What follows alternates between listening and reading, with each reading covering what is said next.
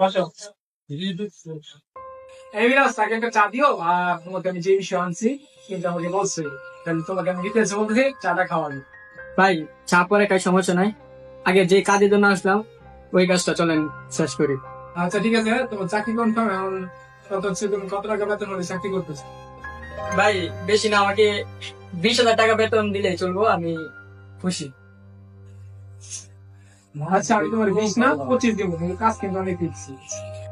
ভাই আমি রিক্সের কাজ করতে পারবো, সমস্যা নাই, কারণ আমার টাকা লাগবে। আমি এই শহরে আসলামই ভাই টাকার জন্য। আচ্ছা ঠিক আছে, তাহলে তুমি তোমার মতো কাজ শুরু করে দাও। আমি তোমার লোক লাগে আমার জানাবা, তোমার একবার শুধু টাকা দিলাম, এটা তুমি রাখো।